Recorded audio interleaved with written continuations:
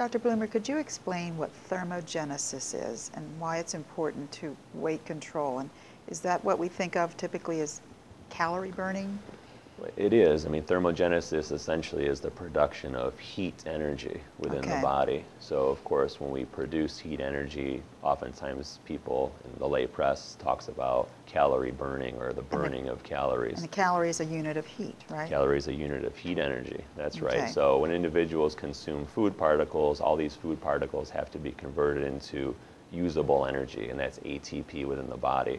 Some of that energy could be stored, of course, if we don't need it, and some of the energy can be expended or, quote, burned. And some of us burn, we have more heat, right? Sure. And some of us store that as fat, correct? That's right. So individuals A that consumes 2,000 kilocalories per day versus individual B who consumes that same exact 2,000 kcals per day, same macronutrients, etc. One individual may have a weight that is drastically different than the other, despite the same activity profile, the same age, the same gender or sex, etc.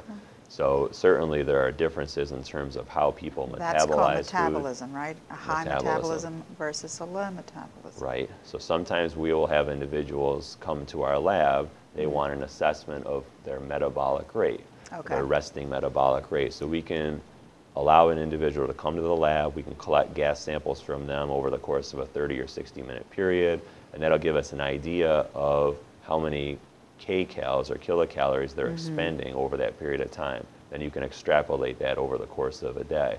And I'll tell you with certainty that there's a drastic variance in that, even when you have individuals matched on age and on sex, on body size, etc. Individuals will vary.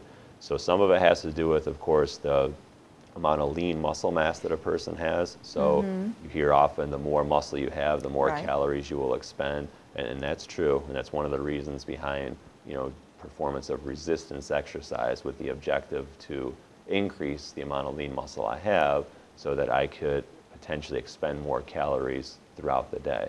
And that's true, assuming that a person can train with the sort of effort that is absolutely required to stimulate that increase in muscle. It's not that easy, as all of us know. So you really need to put forth the effort. But that being said, there's a drastic variance within individuals in terms of what their metabolic rate would be. Some individuals can consume 3,000 calories per day, whereas someone else may consume 1,800 calories per day to essentially get the same end result. That sounds really unfair. Sure.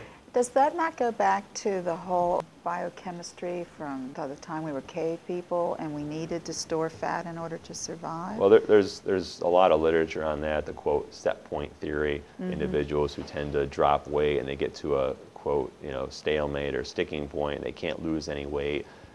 They revert back to their normal eating habits and quickly their weight starts to rise back up to their quote set point. People try to gain weight, they try, they gain a little weight. When they start getting back to normal, they come right back down to their quote set point.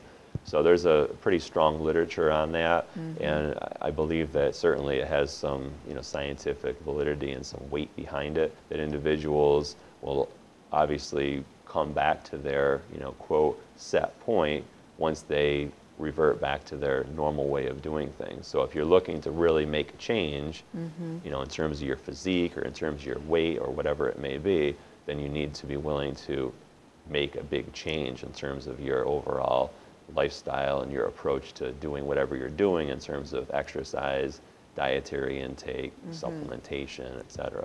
So how do you increase thermogenesis? Does it have anything to do with the kind of calories you take in? Acutely, I mean, when we talk about acute exercise, we know acute exercise, of course, increases energy expenditure during the bout, and it will also increase it to an extent after the bout. We call that excess post-exercise oxygen consumption, or EPOC for short. So that's both those components, the within exercise energy expenditure and the post-exercise energy expenditure, which is very short-lived, by the way. We're not talking multiple hours, we're talking minutes, okay?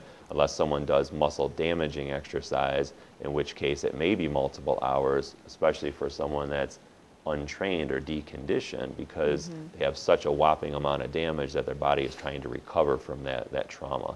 But once a person gets conditioned to that, we're, again, not talking, multiple hours post-exercise. So there is that component with acute exercise, no question about it. That would increase thermogenesis. It'll increase energy expenditure, no question about it. Aerobic seems to expend a lot more calories than does resistance exercise, and there are several studies that have shown that, primarily because aerobic is continuous. You get on a bike or a treadmill or go running, and you do it continuously for 30, 40, 60 minutes, whatever it may be. Resistance exercise is intermittent. You do a set, you may rest 1 or 2 or 3 minutes, and then do another set and rest, etc.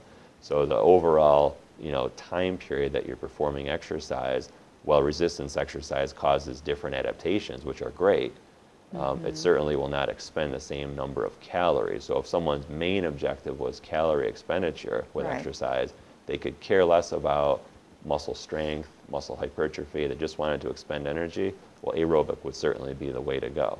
Okay, what about the kind of calories we take in? Will that affect thermogenesis? It will, because we have something known as dietary induced thermogenesis, or the thermic effect of food. All right. Okay, so we know that different macronutrients will elicit a different response in terms of the thermic effect of food. Protein has the highest thermic effect of food. Carbohydrate being next, and fat is relatively low, relatively small. So typically, when you hear reports that a high protein diet actually resulted in a significant weight loss above a high carbohydrate or a high fat diet, some of that has to do with the fact that there's a higher thermic effect of food with protein, which again will reinforce the idea that all calories are not the same. A protein calorie versus a carb calorie versus a lipid calorie are not the same. So there's definitely a difference there in terms of the macronutrients consumed. And there's some evidence suggesting that frequent feedings, we call this a nibbling pattern versus the gorging pattern, where people may consume 2 big meals a day versus 6 or 8 small meals per day. There's some evidence that the frequent feeding type pattern acutely may cause, again, an elevation in metabolic rate, because every time you feed, the body has to burn that. But admittedly, I've seen other studies suggesting that that wasn't the case. They've essentially refuted those data. So as always in science, there are, quote, mixed results. Okay. Some studies show this, some studies show this, and then we try to make sense out of what's going on. Okay, are there any other foods that might increase thermogenesis? There are. I mean, one of the things that there's a lot of different, quote, stimulants, but in terms of food itself, you can look at the heat-producing properties, for example, of red hot pepper and the capsaicinoids that are involved in that. We do know that if an individual likes to consume that sort of food, or hot, spicy food, we do know that that can increase thermogenesis, and that's been shown with whole food in terms of hot red pepper consumption, as well as with the extracts of the pepper, which can be simply encapsulated, and those are known as capsaicinoids or capsaicin.